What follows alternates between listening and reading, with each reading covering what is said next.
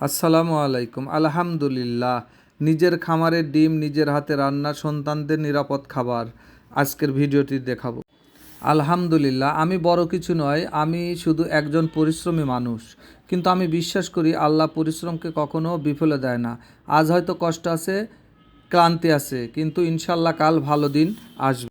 আলহামদুলিল্লাহ, আজকে আমি আপনাদেরকে আমার 24 বছরের কৃষির জার্নির যে বিষয় সব কিছু মিলেই আজকে আমি তুলে ধরবো, এবং আমার কিছু পিছনের যে প্রতিবেদন ছিল, আমার যে কিছু সফলতা আছে, সেই সফলতার কিছু চিত্র আজকে তুলে ধরবো।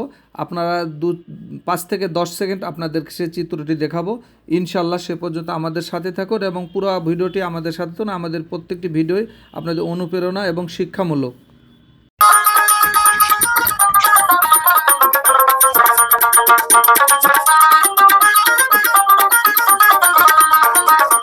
আসসালামু আলাইকুম। আজ আমি আপনাদের সাথে আমার জীবনের একটা খুব সাধারণ কিন্তু অনেক বড় অনুভূতির কথা শেয়ার করতে চাই।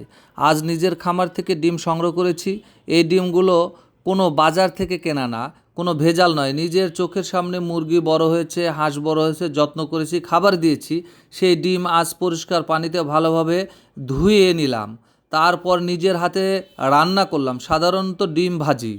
রান্না করতে করতে মনে হচ্ছিল এটা শুধু রান্না না, এটা আমার পরিশ্রমের ফল। আলহামদুলিল্লাহ, এই ডিমগুলো সুন্দর করে পরিষ্কার করে নিয়ে নিলাম, কেননা যে ডিমে অনেক ময়লা ছিল, যেহেতু খামার থেকে সবেমাত্র তুলে নিয়ে এসেছি, যার কারণে এখানে অনেক রকমের ময়লা ছিল। ময়লাযুক্ত সহই নিয়ে আসছি বাসায়। আনার পরে এগুলো বেসিংয়ে সুন্দর করে ধুয়ে নিলাম।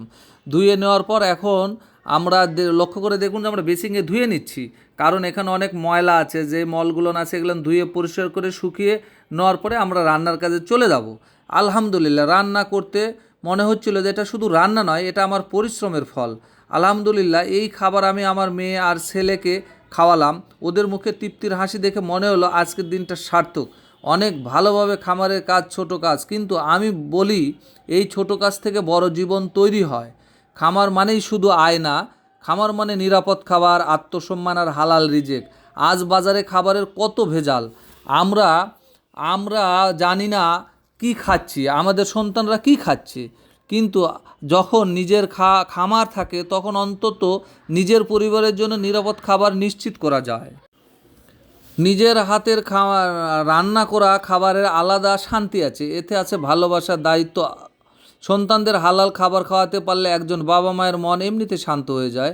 আপনারাও যদি ছোট পরিসরে খামার করেন, মুরগি, হাঁস, গরু বা সবজি, বিশ্বাস রাখুন এটা কখনো বৃথা যাবে না। ধীরে ধীরে এগুলো একদিন সফলতা আসবে। আলহামদুলিল্লাহ, আমরা যদি নিজের উপর ভরসা রাখি, আল্লাহর উপর বিশ্বাস রাখি, তাহলে কোনো কাজই ছোট না। আজ নিজের খামারের ডিম, নিজের হাতে রান্না, নিজের সন্তানদের খাওয়ানো, এটা আমার কাছে সবচেয়ে বড় সাফল্য। সব কিছুর জন্যই আলহামদুলিল্লাহ। আল্লাহ আমাদের সবাইকে হালাল পথে চলার তৌফিক দান করুন। আলহামদুলিল্লাহ, নিজের খামারে খাবার মানে নিরাপদ ও স্বাস্থ্যকর জীবন। পরিশ্রম করলে আল্লাহ তাতে বরকত দেন। ছোট কাজ থেকে বড় সাফল্য শুরু হয়। নিজের হাতে উৎপাদন মানেই আত্মসম্মান। সন্তানদের নিরাপদ খাবার দেওয়া একজন অভিভাবকের সবচেয়ে বড় দায়িত্ব। আজ কষ্ট করলে কাল কাউকে হাত পাততে হবে না। খামার শুধু আয় না, এটা একটি জীবনধারা। নিজে রান্না করলে খাবারের মূল্য বোঝা যায়। হালাল পরিশ্রমে শরীর ও মন দুটোই শান্ত থাকে। আল্লাহর উপর ভরসা রেখে কাজ করলে সফলতা আসবে ইনশাআল্লাহ। খামার মানে শুধু গরু, ছাগল, মুরগি না, খামার মানে ধৈর্য, দায়িত্ব আর হালাল পরিশ্রম। অনেকেই ভাবে খামার করা কঠিন, লাভ নেই, কিন্তু আমি বলি যে কাজ ধৈর্য নিয়ে করা হয় আল্লাহ তাতে বরকত দেন। আজ শহরের মানুষ নিরাপদ খাবারের জন্য চিন্তিত, কিন্তু গ্রামে বা নিজের জায়গায় খামার করলে অন্তত নিজের পরিবারকে ভেজাল মুক্ত খাবার দেওয়া যায়। এটা কি কম সাফল্য? খামার আপনাকে শেখায় নিয়মিত হওয়া, প্রতিদিন সময় মতো খাবার দেওয়া, পানি দেওয়া, পরিষ্কার করা। এগুলো মানুষকে দায়িত্বশীল বানায়।